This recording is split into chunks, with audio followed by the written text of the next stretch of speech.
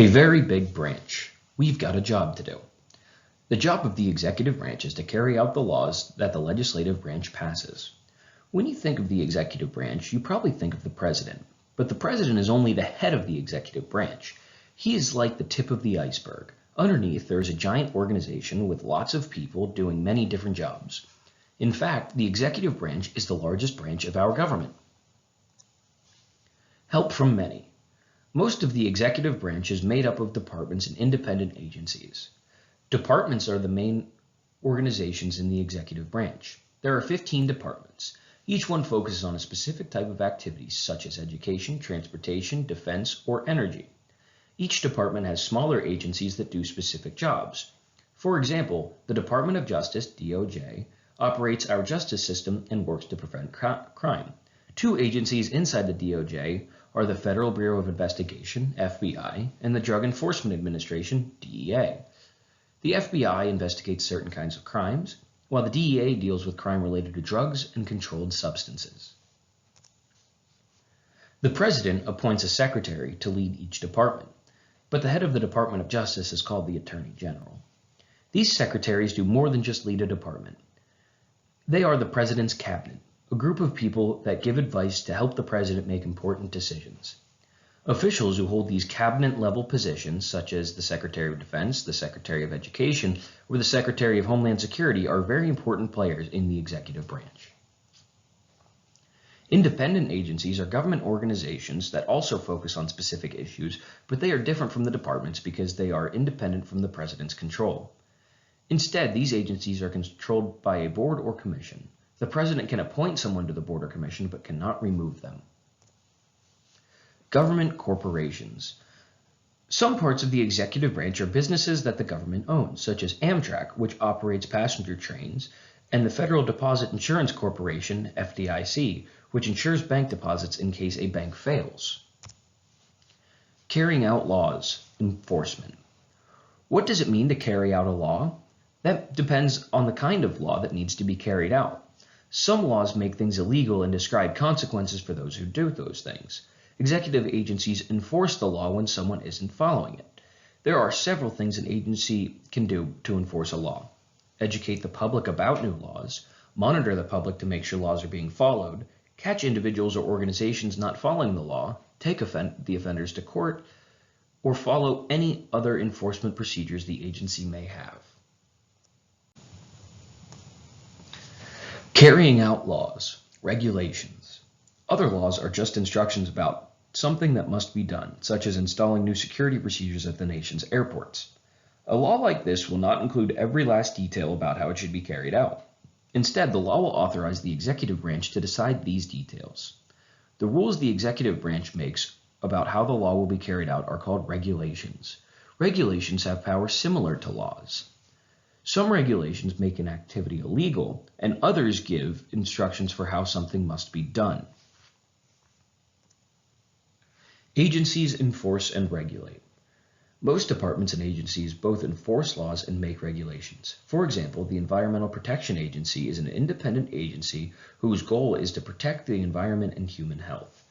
It carries out laws passed by Congress, such as the Clean Air Act, that is designed to limit air pollution. The Clean Air Act authorizes the EPA to set limits on how much pollution can be put in the air. To do this, the EPA issues regulations that say exactly how much pollution vehicles, factories, and other sources can put in the air. The EPA then works to enforce these regulations. Violating them can result in penalties. Maintaining order and safety. We depend on many parts of the executive branch to keep us safe and to keep order. For example, the Department of Homeland Security, DHS, is responsible for protecting the United States against all kinds of threats. It includes agencies that deal with terrorism, natural disasters, and border protection. It also includes the Secret Service, whose agents protect the President and the Vice President and their families. Inside the DHS, the Federal Emergency Management Agency, FEMA, responds to natural disasters to help people get the help they need in an orderly way. The Coast Guard, also part of DHS, patrols our nation's coastlines to watch for threats and help boats in distress. The Department of Defense is the biggest department. It includes all the military departments such as the Army, Navy, and Air Force, as well as many other agencies. Together, all the parts of the Department of Defense work together to make sure our armed forces are prepared to protect the nation's security. Busy, busy. Remember that most of the day-to-day activity in the executive branch involves ordinary people doing the work that needs to be done. An FBI agent conducts an investigation, a soldier participates in training exercises, or a worker monitors a nuclear reactor at an energy plant. The executive branch needs people to answer phones, program computers, file papers, do scientific research, process mail, fly airplanes, and clean bathrooms. In fact, the federal government is the nation's largest employer, and most of those jobs are in the executive branch. Here's what you need to do to make sure you finish everything today. First thing, take the quiz. You know the deal. 3 questions, 6 points total. 1 point just for answering a question, 2 points for getting it right, 0 points for not getting it done on time. Open book, open note, and open internet. Find the answers where you need, but I recommend going back and listening to the video to find answers.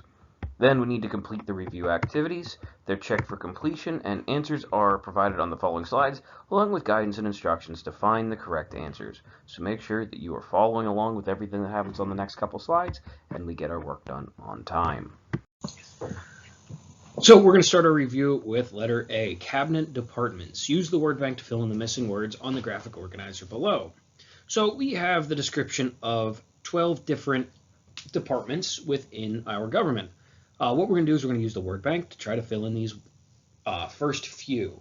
I'm going to do Secretary of State with you. So they manage our relationship with foreign blank. So is it attorney, armed, basic needs, college, highway, countries, farms, military, homes, money, fuel, public lands, wages, terrorist, trade, or court? Well, usually, foreign military would make sense, but usually when we say foreign, we're kind of talking about foreign country. So I'm going to find that word country or countries, and I'm going to plug that in there. And you can cross that off because they're only going to be used once. The next is the Secretary of the Treasury. Department of the Treasury collects taxes, prints blank, and deals with the nation's finances. So if we are collecting taxes, we're dealing with money. Finances means dealing with money. So I'm going to think this one has to do with money. And I see money on that list. There we go. Next, we have the Secretary of Defense in the Department of Defense. Manages the blanked forces and conducts wars overseas. So there is a specific thing that we call our military. So we could say military forces, and that would be technically correct. But this is why it's a good thing you're listening to this video. Because the one that fits better, and we actually will use military in another word bank, or in another one of these, it's going to be the armed forces. I do believe I help you out with the next one. This one's kind of complicated because there's 2 blanks. The biggest thing I can tell you about this next one is it's our only proper noun, getting a little cross-curricular here. It's the only proper noun that's on that list. So look for the only proper noun that is in that word bank. And that person is going to be in charge of the federal court system and in part of the Department of Justice. One thing that's unique about the person in charge of the Department of Justice is they are the only one whose name does not start with secretary. So again, look for that proper noun. We're going to go ahead and move on to our next activity, which is about who said that. Identify which secretary might give the following advice or information. So for example, number 1, something the Secretary of Energy would say is we need to invest more in solar electricity. And the key word there is electricity. Electricity, power, energy, that makes sense. For the next ones, I'm going to help you out by identifying a couple of key words. So the Secretary of what would focus on highway deaths this year?